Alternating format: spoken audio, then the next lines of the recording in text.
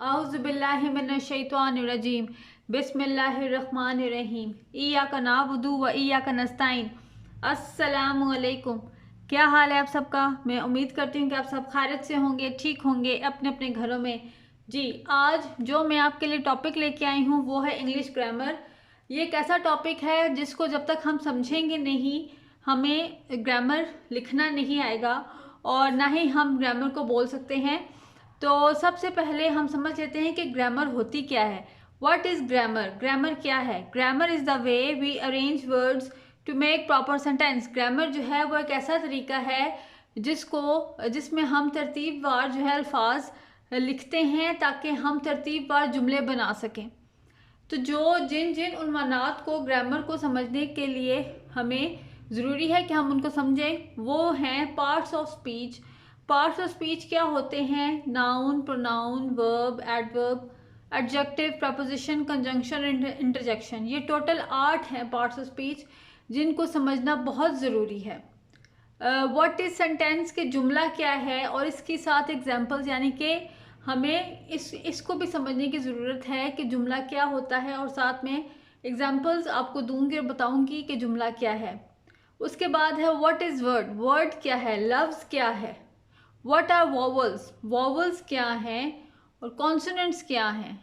इसके अलावा independent clause और डिपेंडेंट क्लॉज, ये क्या चीज़ है ये भी मैं आपको बताऊंगी। इसके अलावा phrase, synonym, antonym, punctuation marks, use of A and the. Use of A and the जो है ये भी हम करेंगे। ए एंड दी जो है वो मैं आपको बता दूं कि इनको हम डिटर्मिनर्स भी कहते हैं और क्वांटिफायर्स भी कहते हैं।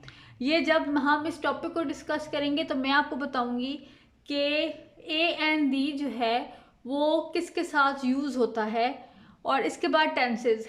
टेंसेस में एज यू नो आपको पता होगा कि टेंसेस जो हैं वो हमारे पास 4 तरह के होते हैं। 4 तरह के हमारे पास तरीके होते हैं, जैसे कि प्रेजेंट इंडेफिनिट टेंस है, उसके बाद है प्रेजेंट कॉन्टिन्यूस टेंस, और उसके बाद है प्रेजेंट परफेक्ट कॉन्टिन्यूस टेंस, और उसके बाद आ जाता है प्रेजेंट परफेक्ट टेंस। ये 4 हैं पहले टेंस के। और उसके बाद है पास्ट कॉन्टिन्यूस टेंस, फिर है पास्ट परफेक्ट कॉन्टिन्यूस टेंस, और फिर आगे आ जाता है पास्ट इंटेरोगेटिव सेंटेंस, फिर फ्यूचर टेंस आ जाएगा।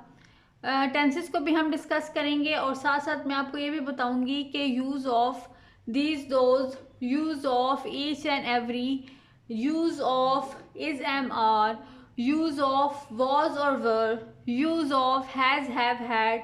ये सारी चीज़ें जो हैं ग्रामर को समझने के लिए बहुत ज़रूरी हैं, क्योंकि जब हमने इंग्लिश को लिखना है या जब हम ग्रामर को लिखना है तो जब तक हमें ये चीज़ें नहीं आएंगी तो हम लोग इन चीज़ों को या हम लोग इंग्लिश को नहीं लिख सकते।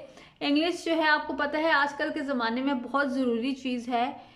बेशक आप चाहे जौन सी मर्ज़ी लैंग्वेज बोलते हो, आप अपनी मादरी ज़ुबान भी बोलते हो। हमारी मादरी तो ज़ुबान जो है वो पंजाबी है, उर्दू भी है, उर्दू भी हम बोलते हैं, लेकिन इंग्लिश का भी बोलना बहुत ज़रूरी है। सो इस वजह से इंग्लिश को लिखने के लिए हमें ज़रूरी है कि हम इन चीज़ों को समझें। तो मैं आपको समझाऊंगी कि ये चीज़ें क्या हैं। और मैं अपने channel learn English with Nida के ऊपर कोर्स स्टार्ट कर रही हूँ, जिसमें मैं आपको ये छोटी छोटी चीज़ें पहले बताऊंगी कि ये चीज़ें हैं क्या और हम इनको कैसे समझ सकते हैं बहुत ही आसान लफ्ज़ों में। और इसके अलावा मैं वर्कशीट्स भी लेकर आऊँगी पार्ट्स ऑफ स्पीच की और बाकी चीज़ों की, और जौन सी छोटी चीज़ ग्रामर को समझने के लिए ज़रूरी है वो सारी चीज़ें मैं आपको अपने channel learn English with Nida में ज़रूर समझाऊँगी और आप समझेंगे भी। और इंशाल्लाह मुझे उम्मीद है कि जो मैं चीज़ आपको समझाऊँगी वो आपको अच्छे से समझ में आएगी। और आप इसके अलावा मैं आपको यही कहूँगी कि थैंक यू सो मच कि आपने मेरे channel learn English with Nida को इतना सपोर्ट किया है और यहाँ तक पहुँचाया है। इसी तरह मेरे चैनल को सपोर्ट करते रहिए और मेरे चैनल को दूसरे लोगों को भी बताइए और मेरे चैनल को लाइक, शेयर और सब्सक्राइब कीजिए। Thank you so much.